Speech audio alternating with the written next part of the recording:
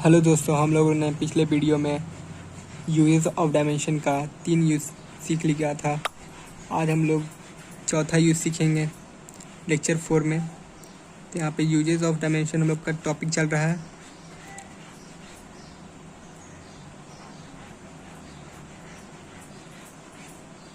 तो fourth use है to change the value of a physical quantity from one system to other system of unit. मतलब एक unit system में दिया हुआ है कोई वैल्यू, तो उसको हम लोग दूसरे यूनिट में किस तरह से चेंज करते हैं, तो ये डायमेंशन का यूज करके हम लोग यहाँ पे सीखेंगे। जैसे कि 1 न्यूटन को चेंज करना है डाइन में, तो 1 न्यूटन इक्वल टू 10⁵ डाइन होता है, ये हम लोग जानते हैं। तो ये किस तरह से आता है, अगर इस यहाँ पे 1 न्यूटन की जगह पे कोई जूल हो या क्या हो, उसका किसी और यूनिट में चेंज करना रहे तो किस तरह से चेंज करते हैं आज हम लोग सीखते हैं। 1 newton equal to x dyne. पहले तो हम लोग ये मान लेंगे डाइन का वैल्यू हम लोग को पता नहीं है, तो यहाँ पे डाइन का वैल्यू x ले लेते हैं और इसके बाद x का वैल्यू फाइंड करेंगे, वही 1 न्यूटन इक्वल टू उतना डाइन होगा। तो यहाँ पे 1 न्यूटन का हम लोग का पता है डायमेंशन क्या होता है, किस तरह से निकालते हैं। ये न्यूटन किसका यूनिट है, ये फोर्स का यूनिट है। तो फोर्स का फॉर्मूला क्या होता है, मास इंटू एक्सीलरेशन। मास का डायमेंशन होता है m और एक्सीलरेशन का होता है L/t-2। तो इस तरह से हम इसका यूनिट फाइंड कर सकते हैं। मास के लिए kg और लेंथ के लिए मीटर और टाइम के लिए सेकेंड का पावर -2। ये हमारा हो गया यूनिट फोर्स का, मतलब कि न्यूटन का। इसी को हम लोग 1 न्यूटन कहते हैं, ठीक है। तो इस तरह न्यूटन को पहले हम लोग उसके बेसिक फॉर्म में ले आएंगे डायमेंशन की हेल्प से। यहाँ पे क्या हो गया, 1 kg मीटर पर सेकंड स्क्वायर। ये यहाँ पे न्यूटन SI यूनिट में है और ये CGS यूनिट में है। तो CGS SI यूनिट को CGS यूनिट में करेंगे तो ये kg का हो जाएगा ग्राम, मीटर का हो जाएगा सेंटीमीटर और सेकंड का सेकंड ही रहता है। अब इस तरह से अब हम लोग क्या करेंगे, हम लोग को चेंज करना है डाइन में, तो इस तरह का यूनिट इस तरह भी लाएंगे। तो मालूम है कि 1 kg में कितना ग्राम होता है, 1000 ग्राम।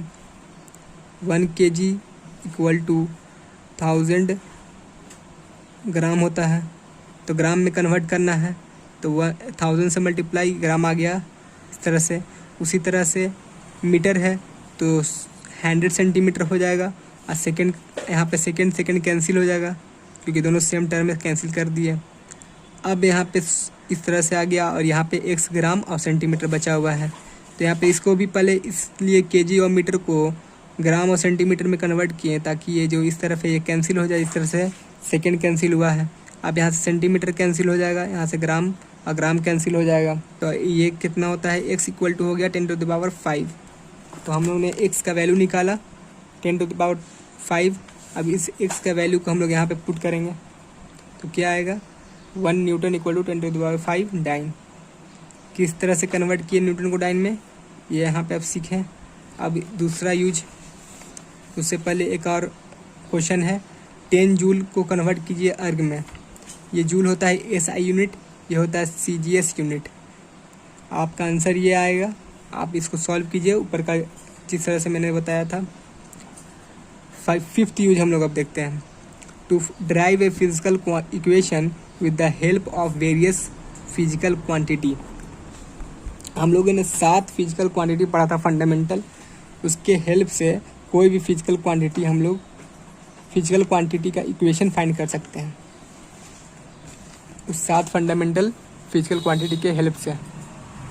तो आइए किस तरह से फाइंड करते हैं। तो पहला क्वेश्चन हम एक लेते हैं, if time period t depends upon mass m, length l and acceleration due to gravity g, find the time period t। Time period एक है जो t, टाइम पीरियड को t से डिनोट करते हैं, जो डिपेंड कर रहा है मास पे, लेंथ पे और एक्सीलरेशन ड्यू टू ग्रेविटी पे।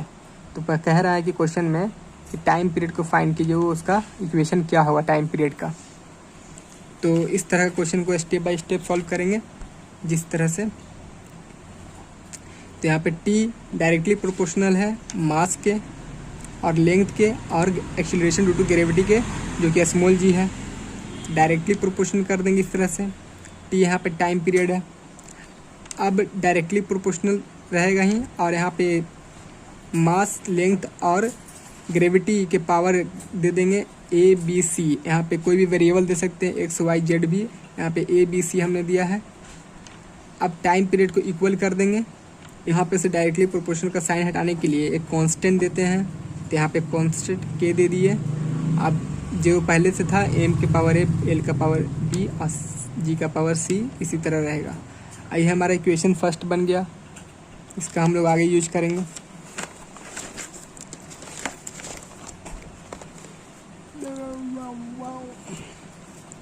तो t इक्वल टू एम का पावर ए। अब यहाँ पे हम लोग जो हमारा इक्वेशन आया, m का पावर a, l का पावर b और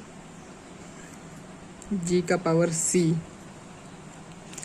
अब इसका हम लोग डायमेंशन लिखेंगे, क्योंकि डायमेंशन के हेल्प से क्योंकि यहाँ पे यूजेज ऑफ डायमेंशन हम लोग पढ़ रहे हैं। तो मास का डायमेंशन m ही रहता है और लेंथ का l ही रहता है। अब बचा ए जी, तो ग्रेविटेशनल, ये ग्रेविटी का डायमेंशन क्या होता है हम लोग ने सीखा था, एल टी माइनस टू। कोई भी ग्रेविटी हो, चाहे ग्रेविटी ड्यू टू एक्सीलरेशन या फिर मोशन का ग्रेविटी, सबका डायमेंशन यही रहेगा, एल टी माइनस टू। तो एल टी माइनस टू आ गया, इसका पावर सी था, तो यहाँ पे पावर सी आ गया। अब इसको हम लोग ब्रैकेट से हटाएंगे, तो M A L B C, L के पावर सी, यहाँ पे सी आएगा, पावर इस पर भी आएगा, माइनस टू सी। अब ये बेस सेम है तो दोनों जुड़ जाएगा, तो एम का पावर ए, एल का पावर बी प्लस सी और टी का पावर माइनस टू सी। हम लोग इक्वेशन फाइंड करना है टी का, इस तरह से सॉल्व कर रहे हैं स्टेप बाय स्टेप। अब हम लोग क्या करेंगे, यहाँ पे m का पावर 0, l का पावर 0 और t जो था पहले से ऐसे रहेगा। ये इसलिए किए क्योंकि किसी का भी पावर 0 होता है उसका वैल्यू 1 होता है। हम लोग बस करस्पॉन्डिंग करेंगे, उसका करस्पॉन्डिंग वैल्यू को इक्वल करेंगे, इसलिए हम लोगों ने m का पावर 0 और l का पावर 0 लिया है, क्योंकि यहाँ पे m, l और t है। t तो यहाँ पे पहले से है, l और m नहीं था। यहाँ पे एक प्रिंसिपल यूज करेंगे, by the principle of homogeneity, जिसमें अगर इक्वल टू के बगल बेस सेम रहे तो उसका पावर इक्वल हो जाता है। तो यहाँ पे बेस सेम है, मास है, तो यहाँ पे मास का पावर 0 है, यहाँ भी मास का पावर a है, तो 0 के यहाँ पे क्या हो जाएगा, पावर इक्वल हो जाएगा। तो यहाँ पावर इक्वल हो गया, a का वैल्यू आ गया 0। उसी तरह l को करेंगे इक्वल, यहाँ पे l का पावर 0 से, तो b plus C equal to 0 आ जाएगा। यहाँ पे हम लोग का किसी एक का वैल्यू निकालना है, तो इसके लिए a का वैल्यू तो मालूम है, लेकिन ना c का ना b का मालूम है, तो इसको रहने दीजिए यहीं पे। और उसके बाद इस t को लाइए, t को इक्वल करते हैं, तो t का पावर 1, यहाँ पे पावर 1 है, इक्वल टू t का पावर माइनस 2 यहाँ से आया। अब ये पावर इक्वल हो गया क्योंकि बेस सेम है, तो 1 इक्वल टू माइनस 2c, तो c का वैल्यू आ जाएगा -1/2। अब यहाँ पे c का वैल्यू यहाँ पे पुट कर देंगे, तो b का वैल्यू आ जाएगा, तो -1/2 पुट किया, और ये इस तरफ से उस तरफ जाएगा, इक्वल टू के उस तरफ जाने पर +1/2 आ जाएगा। a का वैल्यू आया 0, b का वैल्यू आया 1/2 और c का वैल्यू आया -1/2। इसको इक्वेशन फर्स्ट में हम लोग पुट कर देंगे, तो क्या होता है, put the value of ABC in equation first, t equal to K, m का पावर a, l का पावर b, g का पावर c था। ये हमारा इक्वेशन फर्स्ट था। इसमें हम लोग पुट करेंगे a, b, c का वैल्यू यहाँ से, तो m का पावर 0 हो गया, l का पावर 1/2 हो गया, b का वैल्यू यहाँ से, और इसी तरह c का वैल्यू -1/2 यहाँ पे आ गया। तो 1, तो ये m किसी चीज़ का भी पावर 0 रहता है तो उसका वैल्यू 1 होता है, तो 1 हट गया।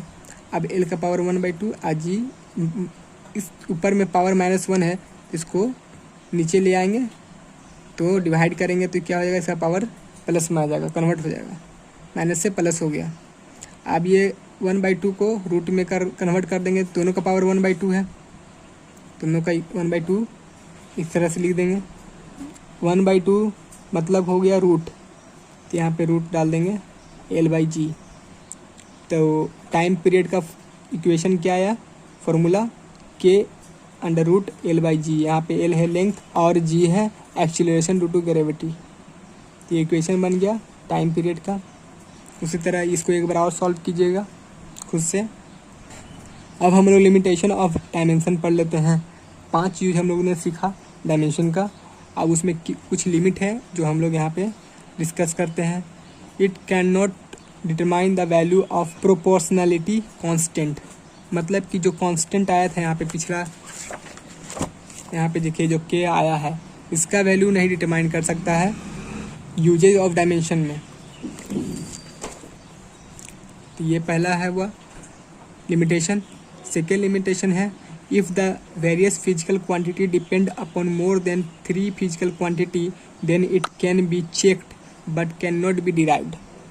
इसका मतलब ये हुआ कि जो हम लोगों ने 5th यूज पढ़ा, जिसमें क्वेश्चन था कि एक टाइम पीरियड है तो डिपेंड करता है मास पे, लेंथ पे और एक्सीलरेशन ड्यू टू ग्रेविटी पे, लेकिन कोई और चीज़ पे भी डिपेंड करता तो क्या आता, उसका हम लोग वैल्यू नहीं फाइंड कर सकते।